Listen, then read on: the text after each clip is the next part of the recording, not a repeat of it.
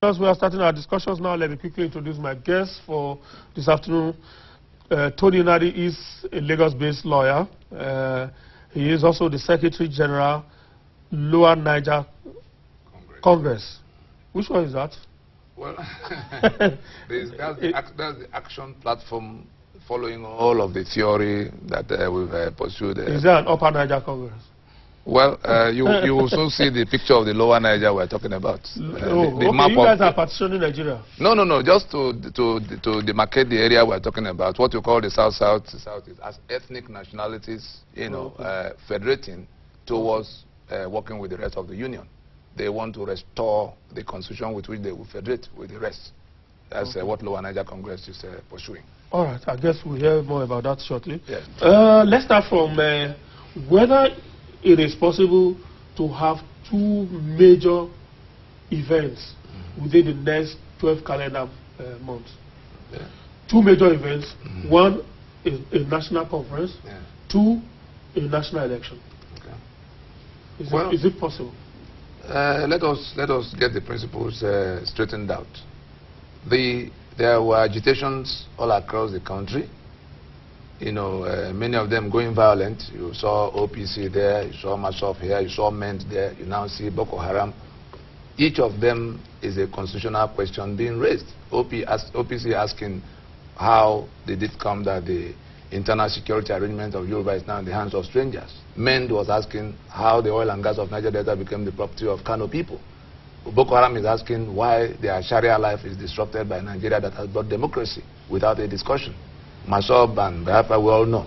So each of these constitutional questions couldn't have been addressed unilaterally by the federal government. And after so many years of agitation, even civil society and all of the other people shouting, the current president, Goodluck Jonathan, allowed the statesman in him to emerge when he left the immediate pursuit of his party to be in power forever, to listen to the cry of the people, then convening a conference, which we now call a national conference. He set up a committee that has gone around and submitted a report, and he is yet to proclaim the conference into being.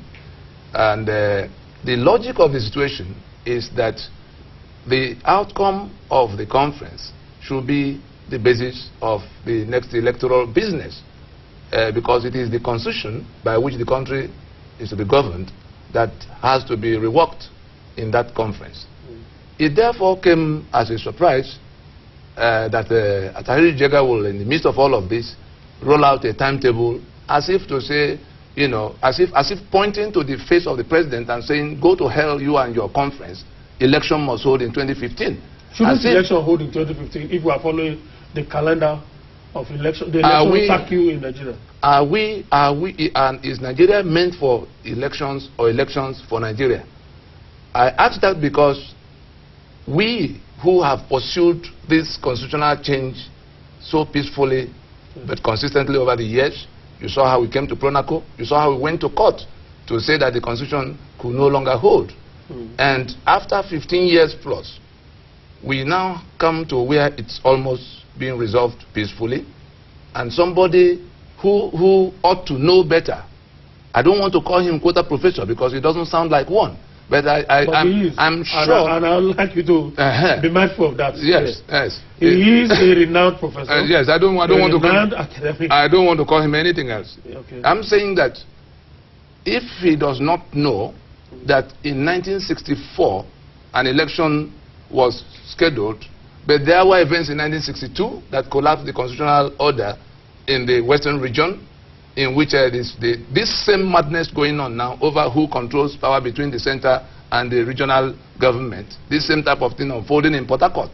And now he's loading an election upon an unsettled constitutional question. Some of us insist that no further election will happen under the current constitution. We are not for one party or the other. We're saying that third force that was missing in 1964, when the politicians dragged the entire country into a pit with their eyes wide open, that third force is available today. The ethnic nationalities who have been crying for changes in the constitutional arrangement will not allow any further election under this constitution. Okay, let me just get to that here. Yes. Your position, or the position of the Southern... The Lower Niger Congress is that you want the National Conference to be given priority to take place before the other election. We insist that the National Conference... All right, I get that. It is the outcome of the National Conference that will predict the next election. We're going to be talking about the feasibility of that. Oh, yes. But let me take you back to some of the things you said earlier, which is your attempt to question the INEC's rollout of the election timetable. Yes. The fact that we have a constitution, yes, the 1999 constitution, is a reality. It's disputed. That constitution but the constitution exists. The constitution I'm sure you've been to court in the last 24 hours. But the constitution is being disputed every square inch of the Nigerian space. Yes. Whether or not it's being disputed, it is in existence. Yes. We have used it since 1999. Yes. The constitution spells out that at the end of every 4 years, we must have election. Yes. So it's a reality. Very much. And that's what INEC is going with. Yes. The idea of a national conference is an idea. Yes. It's a hope. Yes. It is not yet something concrete that you can hold on. Yes. And you are saying that the guy should rely on that hope instead, give way to that hope, instead of going by a reality, which is the constitution, that has empowered him to conduct election every 4 years. Between hope and reality, let me tell you the other side of reality, because the reality you are like you are facing this laptop, you are seeing one reality. I'm seeing another reality. Let me tell you the other reality. Nigeria is dead in the minds of more than 3/4 of those you call Nigerians today, on account of the agitations you've seen so far, which has led to we've had a civil war in which 3.5 million people got killed on one side of the battlefield. We've had the Abiola saga, in which he could not become president because of the part of the country from where he came, having won an election. And we've had all kinds of things. We saw when men took on the rest of the country to say that this oil is ours until it is discussed. And we're saying that the matter of reality is that those who were entrapped by Lugard's experiment into Nigeria in 1914 have endured that enslavement, because basically the southern Nigeria was bequeathed to the northern Nigeria by the arrangement Lugard made. We have the documents now from the archives. They've been declassified, but we even got to them before they were declassified, and they will be before the court in the coming days. The 100 years lifespan of the amalgamation is fully spent, and Nigeria is technically in dissolution as at today. The Constitution of 1999... So you are one of those who believe that there is no country called Nigeria? No? Nigeria is the name of a scam as at now. But for the sake of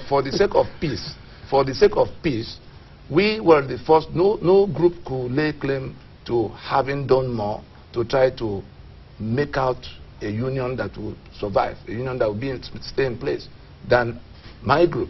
You were there when we did Pronaco. You went with me to Professor Shoyinka's forest home in Abeokuta when he narrated his own role, in all of the process that led to that draft constitution. We went after we have gotten the consensus around that draft, because everybody shouting return to federalism as the answer to Nigeria. We went the next step of going to court to say that this constitution that Absalam Abubakar made and lied in the preamble that we the people made it can no longer remain a valid source of governmental authority or basis of Nigeria. Because if you want to know the kind of thing the conference should be discussing, you read that preamble, for instance, that lied that we have submitted ourselves into the Union of Nigeria, to be governed by the contents of the constitution, which we all know were made by decrees, one after the other. The states, as we have, the 36 states, were all products of decrees. The 704 local government areas, which have now produced the federal constituencies in which a national assembly has emerged. Therefore, when the civil society people turn up and they begin to talk about a democracy that has a national assembly in place, which then begins to compete with the sovereignty of the people, we begin to perceive them as people who do not understand even the definition of democracy. Because that democracy, as I know it, is one in which the government of the people, by the people, for the people. The three legs are separate. The first leg of the people is that the people make the supreme charter that make them members of the country, and then provide the rules that will govern even the government. like the memo and articles of a company. The National Assembly is in the position of a hired management, side by side the people in whom sovereignty vests, and they are daring the people in presenting themselves as alternative to that sovereign power of the people. Right. Mr. President is standing on a higher pedestal in calling that conference. He's standing on the pedestal of the sovereign will of the people to call a conference, and a chance still exists that we go to discuss and agree to be in Nigeria, because the default position, back to the beginning of the question as to reality or no reality, I tell you most certainly that those who you are planning that election for are also planning how to opt out of the Nigerian Union, and that is where Lower Niger Congress comes. Is that a statement? I tell you because not only am I in support of it, I'm fully involved that if we cannot, how many millions of people can we count to be lining behind you for that kind of proposition? I pray we do not learn that number on the streets. Tony, my worry really is, if you say INEC ought not to have rolled out the election timetable, and then we'll just go straight to INEC is INEC is denigrating the office of the president in trying to preempt him. How so? The president doesn't have a power. The president's power to call a conference. INEC is telling the rest of. Let me tell you. Let me explain our attitude to it. You know, there's an opposition party called APC that pointedly rejected the need for any conference, and you saw the 18-page letter. I don't know what to call that one in Ota wrote, in which he also talked down on the conference. President. You understand? That's the former president. Now, that's the former president. Well, Tony, that's the former president. As a matter of fact, yes. But when you begin to look at his roles, you will discover that he does not. But we need to respect that office. Oh, that's the former president. Okay, 18-page letter was written in which conference by a former president. In which conference was talked down upon. And when you put all of them together to say they want election by all means, not minding whatever anybody is saying, not minding that the owners of the project, Nigeria, are insisting on a renegotiation of the project. If they carry on the way they are going, they will soon find out that there will be no Nigeria over which that election will be conducted. There is still a chance to go to reestablish that Nigeria now. South Africa was confronted by this very situation we have when after 80 years... South Africa was coming from a position... Apartheid constitution. Let me explain. Completely different position. No, there's no difference at all. The apartheid constitution of South Africa was an imposition by a white minority seizing the entire land and making it their own for as long as that constitution lasted. And it was after 80 years and after a vigorous fight by the ANC led by Mandela, Walter Sisulu, Oliver Tambo, that the sitting government of Frederick de Klerk, which was elected under the apartheid constitution, acknowledged the fact that that master-servant constitution could no longer sustain the South African society, and therefore called a sovereign conference, Kodesha, that took 5 years to discuss the new constitutional arrangements. It was in 1994 they finished. We are exactly in the same situation in which a white minority, the Fulani that was aided by the British to become the new owners of Nigeria through various instruments of manipulation, and the rest have been crying since that time to now. And this constitution we have before us is a product of that entire manipulation from 1914. And if you want to know, in 1960, in the week of independence, because of the kind of arrangement Lugard and co had left behind, Sadana, the Ahmadu Bello, the regional premier of the north of the time, was celebrating a different kind of thing in the first week of October when he announced to his lieutenants that the new nation called Nigeria should be the estate of their great-grandfather Othman Danfodio, and that on no account should that power equation be allowed to change. They said they will use the middle belt as willing tools and the south as a conquered territory. It's reported in Parrot newspaper of October 1960. I'm saying that the constitution we have in place now is the full implementation of that battle script of 1960. When you begin to look at the Gowons and the Murtala Mohammeds and the rest of the people who made all the decrees that they lumped together in 1990 and promulgated through Absalom Abaka, we're saying that we are in that same situation South Africa was, and we are in a position to do exactly what they did that time to save anything from the union. If we do not do it, the default position is that Nigerian union is gone. Let me tell you what the president is trying to do. And he's not trying to do anything that is outside of no, let me take it from here so that you can relate so what I'm saying. Constitution? No, there is not, the constitution does not, it didn't fall from the sky. It rested on something. Let me just show one clause of what the president is trying to resolve.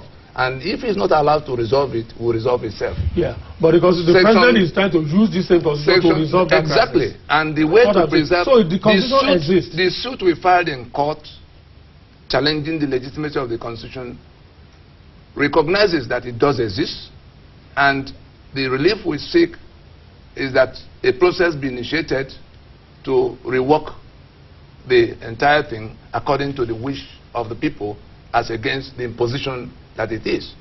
And what the president is doing is to reconcile two conflicting aspects of that constitution, in which in section 14(2)(a) the constitution declares that sovereignty belongs to the people of Nigeria, from whom government through this constitution derives all its powers and authority. Side by side, the claim in the preamble that we, the people of the Federal Republic of having firmly and solemnly resolved to live in unity, do hereby make and give unto ourselves the following constitution. This preamble is a lie known to everybody to be a lie. And the president is saying, in calling this conference, that if sovereignty belongs to the people, who should then, in exercise of that sovereignty, make a constitution that will hold true for the country. Let us accept that we have not done so in all of what we have. Let us go to a process to generate a document that will bind that, because this one is offensive to more than 3/4 of the country, as it is. And that's why I started with the agitations that were in place. All of them were, each of the agitations represented a different complaint against one aspect of the constitution or the other. Men, for instance, is rejecting the provision that make the oil and gas assets of people who do not have any. I'm sure, Tony, yes, that at the end of the day, yes, okay, at the end of the day, what do you hope this constitutional conference to achieve? Let me start from there. Yes, I just want to be able to synchronize your expectations, yes, with that of Mr. President, yes, that is calling for this conference. What the conference, if you look at the 7-point terms of reference which he gave to the Crossroads committee, yes, unfortunately that committee doesn't seem to understand anything about what those 7 points of terms of reference represented. They've turned in 4,000 pages of junk and hogwash, which will further confuse the situation. But it is simple enough to know that it is possible to go to a meeting in which the constitutions that will federate will first be generated, because Nigeria fell into the ditch in 1966 when the 5 constitutions that defined the union, were overtaken and replaced through decree by one, which brought us to unitarism. What do I mean? Nigeria was a federation of constitutions. The Western region was the first to get ready. The Eastern region came along. The Northern region came in 1959. And between the three, they floated a central authority, which became the 4th constitution. In 1963, the Midwest was carved out, and it became the 5th constitution. And that was what defined the federalism we are all clamoring to go back to today. What we need to do, since we have realized that over-centralization is the cause of all our woes, including corruption and all of the ineptitude of leadership, is to restore the constitutions that will federate. The states, as they are now, for the reasons they were created from 1967 to date, cannot take those things we're asking the center to give up. And therefore, we insist that the conference should happen in at least 2 layers, in which the Yoruba bloc, for instance, would make out the constitution that will bind them, and then they go to federate with others. In the eastern side, processes were already far into the field among the ethnic nationalities of the Niger Delta and the rest of the Igbo land to federate among themselves and have a constitution with which they will relate with the rest of the country. The Middle Belt is doing exactly the same as I speak. And the Sharia belt, let our people see what we mean. We are saying that it is possible to go back to this kind of, in these formations, to relate. But the new thing that has come, which is unacceptable to the rest of the country is that the 12 states of the far north that passed Sharia law in year 2000 and then bringing Boko Haram later to enforce it, because you can, if you read the bulletin of Boko Haram when they still had time to issue bulletins, they said they did not want to have anything to do with democracy or the constitution. That was the last thing they said in Kano after the killings they did there. That is to say, Sharia is in place here and is mutually exclusive with democracy. I cannot function from Maiduguri or Kano or Sokoto in the face of Sharia. But Lamido Sanusi can govern Central Bank sitting in Lagos. His younger brother can govern Chevron sitting in Warri. And we're saying that we would rather do away with that union that shortchange us and is constantly working to kill us, because their faith required them to kill the infidel, me, the infidel. And we have seen them serially kill from all these years in the past. And in the face of the small intervention by the federal government in the Boko Haram that have become wild to the scene of the whole world, the northern elders deem it fit to gather themselves and go to complain to the ICC that the army head who was conducting that operation had committed genocide. But in the coming days, they are going to learn the meaning of genocide, because people were killed, 3.5 million people were killed by human beings who are still alive today. And because they put some stupid immunity for themselves in this constitution, nobody has called them to question. We will soon see the meaning of genocide. And we're saying that... Tony, let me bring you back to where we are. Where we are, to reality, which is, what do you think, the conference that you have in mind? Yes. What do you see at the end of it? The end of it will be to rework... Are you seeing Nigeria at the end of it, Nigeria as it is at the end of it, or are you seeing a new constitution at the end of it, or you are seeing this same constitution with some level of amendment? Nobody is going to take one. I need to know what you have in mind. The first things first. Because I will then be able to tell you. Yeah, what could happen. No, what could happen? I will be able to remind you of what the president said when he was inaugurating the Okurobu Committee. Yes. Which is that all that the president is seeing is a process that will contribute to the ongoing process of still amending this constitution. No. Don't misquote him. I have in print the speech by which he inaugurated the committee. The president said he wants a new Nigeria. The president said that yes, there's a constitution in place, but there are issues that come up not already captured by that cannot be addressed by the existing constitution, in which we fall back to the sovereign, to the ultimate powers that vest in the people on account of their sovereignty, to find answers while still, providing an interface with the sitting authority. If you go, I still have. So you see that the president. No, the president is not talking about amendment there. You see, those who do not understand it. My understanding of that is still that the president's dream is completely different from yours. No, what is my dream? My dream is simply to say, let us rework the constitutional arrangements that will bind us. We have tried unitarism. Will there be Nigeria after the conference that you have in mind? It is quite possible if we find an answer to this Sharia matter, because that is the one we have not yet found an answer. In Pronaco, we were able to find an answer that brought everybody back happily to the table, just that the government of the day deemed it necessary to even the Pronaco that you refer to still recognize at the end of the day there will still be Nigeria. There still a constitution of Nigeria. Wenga, you were there. You remember I was the secretary of the committee that drafted that constitution. Yes, that's what I'm reminding you. That whether the whole thing has changed. If you allow me, because there is still Nigeria at the end of the day. Yes, at that time we were insisting on going back to Aburi. We're in Abuja now, which is unitarism. We wanted to go back to Aburi to keep Nigeria on the basis of federalism. But those who say we must remain their slaves say no. And we went on to the next bus stop of Araba to say we will not remain in this union as slaves. Therefore, the two options confronting Nigeria today is either we go back to Aburi on our own, on the terms dictated by those who will be federating, or we head on to Araba. We don't need a meeting to go to Araba. If a marriage fails, the man walks away or the woman walks away. That's where we are. If we do not, this conference that they are trying to block by all mechanisms and rolling out the election timetable to go for a Nigeria that is in dispute, if we do not have common ground around the constitutional arrangement that will bind us, I can assure you that each of those in these blocks, as you see here, are already far gone. Okay. You saw the Yoruba flag and anthem and all of their Yoruba National Assembly. You saw all of what has happened in the other places. It only takes one referendum. And there's a United Nations instrument that entitles each side to their right to self-determination, including the ones doing Sharia. As long as they are in their space, because since nobody complained in year 2000 when they imposed the Sharia, and it came to where they started killing people again to enforce it through Boko Haram, and we have seen the connection with all of that with the electoral round of 2015.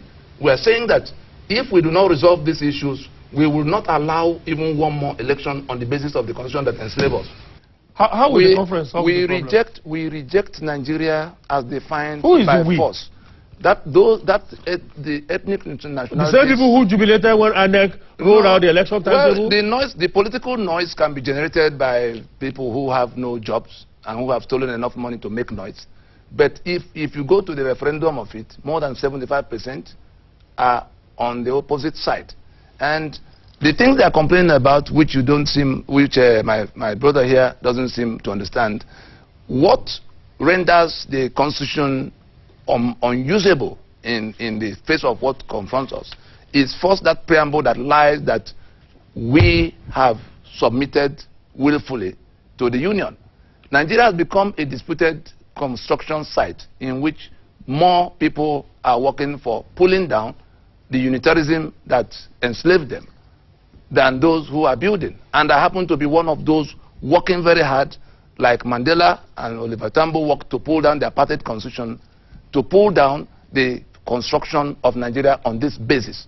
And if you look at the American War College report on Nigeria, the one of June 2013, where they were raising an alarm to say that more people are now on the side of dismantling for reconstruction than those who want to keep the union by force. And in the coming days, that matter will be contested on the streets if we are not resolving it under a roof. And how do I mean? When you say you have a constitution, I'm quarreling that we have not agreed on anything. Somebody imposed 36 state structures that now make me a permanent minority. In the National Assembly, all of our people put together will not amount to anything. They cannot take any position. Whereas there are those who, in actual fact, are less in number, but they have become a political majority by the manipulations of first Lugard and the rest of all those who created all the states and council areas that became this. That's for representation at National Assembly. Now we come to the resource allocation aspect of it. It is this same constitution that take away all of the ports of Lagos. Yoruba do, the Lagos people do Eyo. Their great-grandfathers fought the British to a standstill to say they will never pay custom duty to foreigners. Today, from 1960 to date, they are paying custom duty that amount to over 2 trillion in 1 year, religiously, to people who are down their new masters. And from independence to date, not one Yoruba Controller General of Customs. In which war was Yoruba land so comprehensively defeated? It's not only the oil that is being stolen or the other assets of the other people. We're saying that Nigeria has become a criminal enterprise. And if you look at the appropriation provisions in section 80, in section 81, the constitution says the president has to go to National Assembly to seek permission to spend money. In 82, the constitution says he can spend money running government while they are debating, subject to certain bogus limits. You come down to the matter of immunity. We are talking about impunity. If all the 37 men who hold the key to the treasury have the authority to do as they wish and account after 8 years when they leave office, who is going to hold them? Because you can't ask them why they are there.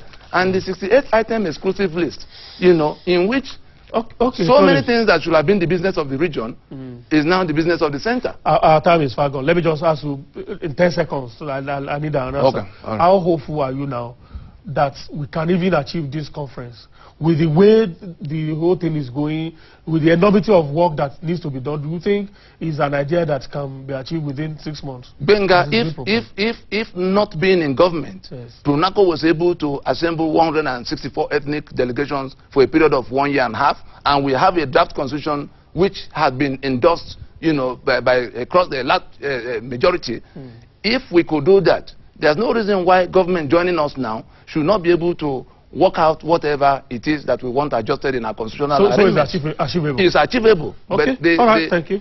Provided they know that if we don't do it, no election will be permitted under this current constitution. All right, take it from me. I've been joining this discussion by Tony Nadi. Tony is a lawyer, is a Lagos-based lawyer. He's the Secretary General of Lower Niger Congress.